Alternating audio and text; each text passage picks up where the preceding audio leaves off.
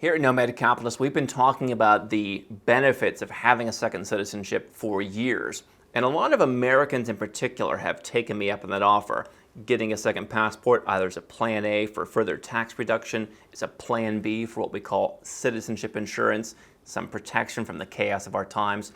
But yet, while the occasional Canadian or Australian or British citizen will tell me, you know, I do think things in my country could get worse, not nearly as many of them believe they need a second passport the way that a U.S. citizen does. And so today I'm going to make the case for why in 2021 and beyond, any Western country citizen who has a high income or some level of wealth needs a second passport.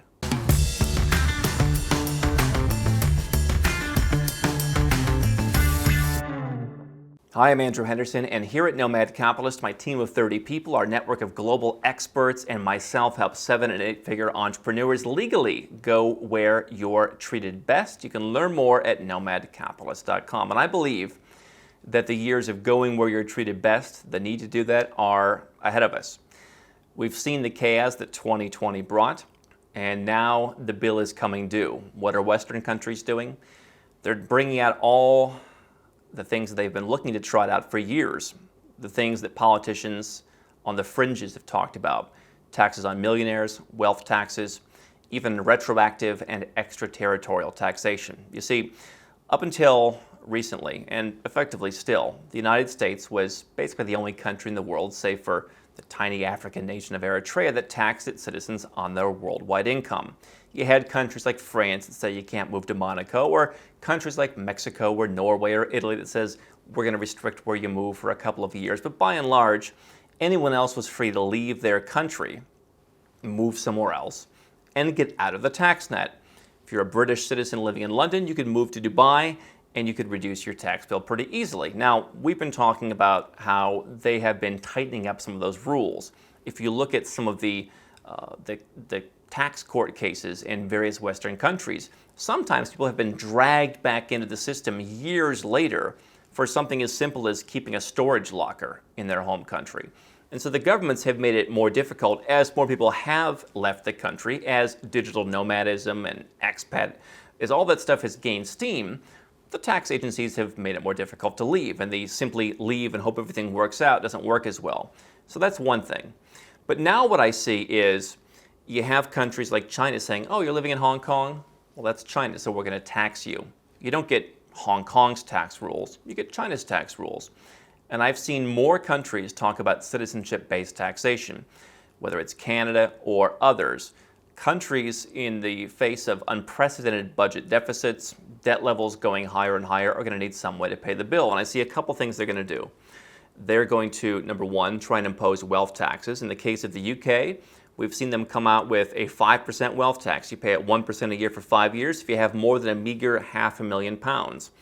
You could have a home in London. You could have a family farm. You could have a business, and they could tax that. Now, here's the worst part. They set the value of that tax on the day when they assess the tax, and then you pay it for 5 years. If you have volatile assets, if you're in cryptocurrency, for example, or if you have a business that's been propped up but may not do as well in the future, or some kind of asset that may decline in the future, you're going to be paying tax on a declining asset at that higher valuation. So your wealth tax may actually be more than 5% by the time you're done paying it, based on the value of that asset. Some people may come out on the better end of the scale, but imagine that you end up paying 7 or 8 or 10 or even 15, 20%. Who knows what could happen to the value of your assets, particularly as inflation takes hold now. That wealth tax is going to impact you. Now, can you leave the UK fast enough once they decide to do that? Maybe, maybe not. As they tighten up the criteria for becoming a non-resident, certainly being a citizen of another country makes it easier to go to that country and become taxed there instead. And so that's where the idea of perhaps a tax-friendly passport comes in. Countries like Antigua, St. Kitts, potentially Vanuatu, or others. I also think that you're going to see more of these countries saying, listen, if you're our citizen, you're going to pay at least something. Because I'm seeing a growing movement. We look at all the tax magazines, we look at all the think tank stuff, we look at policy proposals, and you see the growing left-wing sentiment. They've been gaining steam, especially where I'm from in the United States. They have come from the fringes, the stuff that was fringe 10, 20 years ago is now pretty mainstream. It's happening, even 5 years ago. And so what they're calling for is, why should you be a citizen of our country and not pay the bill? If you're Canadian, how dare you go to Dubai? How dare you go to Panama? How dare you go to Kuala Lumpur and not pay us? You're getting the benefit of our great citizenship. There should be a bill due.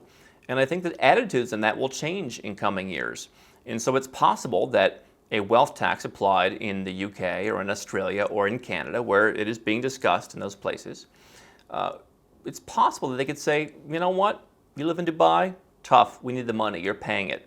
Heck, it's only one time, as they say, right? How many taxes are one-time taxes? And so having a second passport gives you the opportunity at any time to opt out of the system. It doesn't just have to be for financial reasons. It could be the country totally descends into chaos. It could be, who knows what happens. And again, I've had so many people coming in the last year who said, I never thought that my country, what I'm seeing now, would be happening. I think if you wait another 5 years, you'll see more of these things coming true. And so, even if I'm not an American and I don't have this unique citizenship-based taxation, I think, again, just to summarize a couple things, citizenship-based taxation may become more prevalent in other countries where politicians are saying, how come you get a free ride and you can come back at any time from your overseas low-tax hub? There's great political will to tax who are perceived as, the evil rich, who are living, their tax cheat lifestyles overseas. Imagine you're Canadian, you live in Singapore, you pay Singapore taxes. They're pretty low, but you still pay them, right? Well, in Canada, people think you're some evil tax cheat living in a tropical paradise. They're more than happy to tax you on your income with their new wealth tax, whatever the case may be. I also think that you'll see more countries applying rules potentially retroactively to where they try and take this money from you.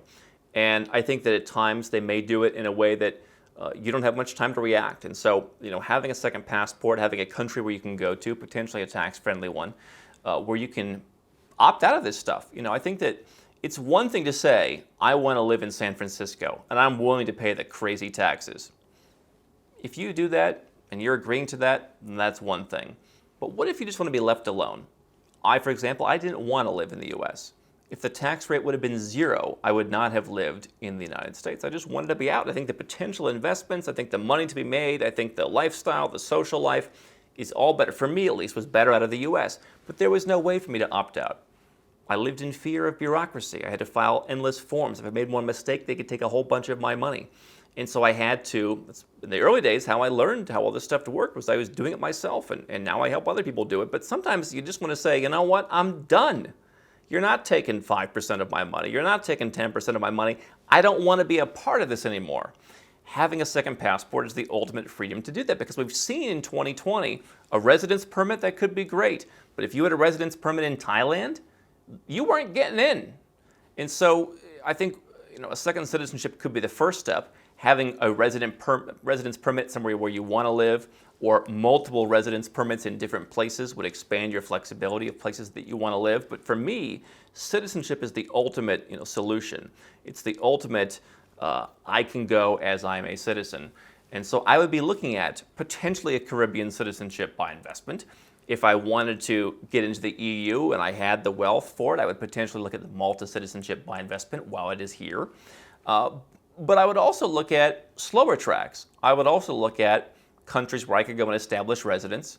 Maybe I spend a couple weeks or a couple months a year there, and 3 years from now I get a passport. 5 years from now I get a passport. Now, if I think the wealth tax and all the craziness is coming a year from now, then I guess 5 years from now doesn't help me. But I don't think all this stuff will happen overnight. So the good news is that if you're a British or Australian, Canadian, German, whatever citizen, you perhaps have some more time to where just going and spending $100,000 plus some fees might not be necessary depending on your outlook, depending on your situation. You might be able to go and put $20,000 in the bank somewhere, or buy a $100,000 property that you can sell later and get residence that way. And so I think that the options are wider for someone who doesn't already have citizenship-based taxation, who's not already worried that even if they leave the country, they're going to be subject to every new tax that the country comes up with, every new rule, every new regulation on their business. I have lots of crypto investors coming to me right now. They cannot buy into certain cryptocurrency projects because U.S. citizens are an anathema to many of these people in the industry. And so they're saying, forget the tax, my passport is a plague. And so if you're British, Canadian, whatever, you don't have that issue now. It may happen in the future, more taxes, more regulations. You can take it perhaps a bit more slowly. It doesn't cost a lot to get a residence permit that leads to citizenship somewhere. And if you have any level of wealth or a relatively high income, it's probably a good thing to do, and it's a good step to get into all the stuff we talk about at Nomad Capitalist, open up your horizons, raise your awareness, and I think it could potentially save you a lot of money and hassle.